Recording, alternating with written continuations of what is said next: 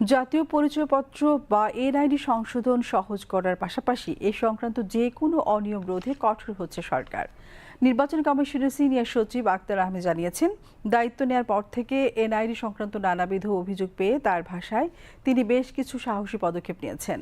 পাশাপাশি এনআইডি সংশোধন যাতে আরও সহজ করা যায় সেই বিষয়েও কাজ করছে নির্বাচন কমিশন। আফরিন জাহানের রিপোর্ট।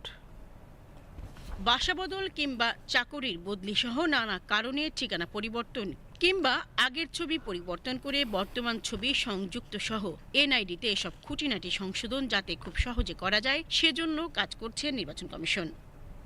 নির্বাচন কমিশনের সিনিয়র সচিব আক্তার আহমেদ বলেন, এ লক্ষ্যে খুব দ্রুতই নির্বাচন কমিশন তাদের মূল সার্ভারের প্রযুক্তিকে সহজ করবে।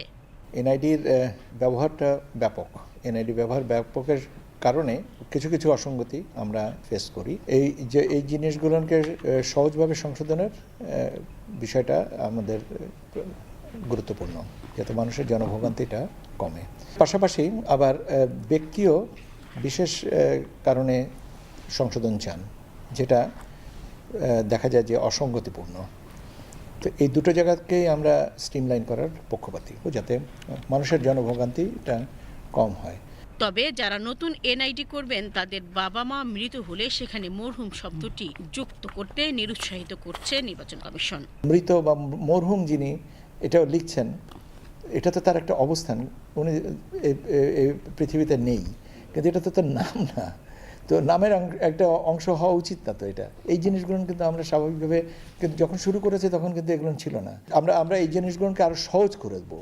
15 বছরের পরে একটা ছবি পরিবর্তনের ব্যাপার আছে, বায়োমেট্রিক্সের পরিবর্তনের ব্যাপারগুলো আছে। এই জিনিসগুলো নিয়ে আমরা আরও জনবান্ধব সেবা যেন আমরা দিতে পারি, সেগুলো নিয়ে আমরা আগামীতে কাজ করা শুরু করব।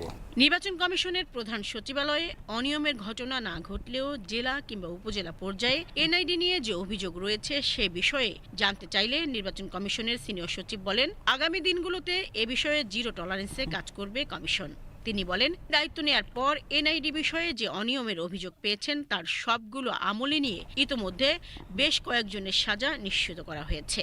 যে কেউ অভিযোগ করতে পারেন, এবং যে অভিযোগ করলে আমরা সেটা খতিয়ে দেখি, এবং খতিয়ে দেখার পরে যেটা শাস্তিমূলক ব্যবস্থা সেটা নেওয়া হয় বেসড অন এভিডেন্স। সামনের স্থানীয় এবং সিটি কর্পোরেশন নির্বাচনকে সামনে রেখে নির্বাচন কমিশন এই বিষয়গুলোকে গুরুত্বের সঙ্গে দেখছে বলে জানান নির্বাচন কমিশনের সিনিয়র সচিব। আফরিন জাহান, বিটিভি নিউজ, ঢাকা।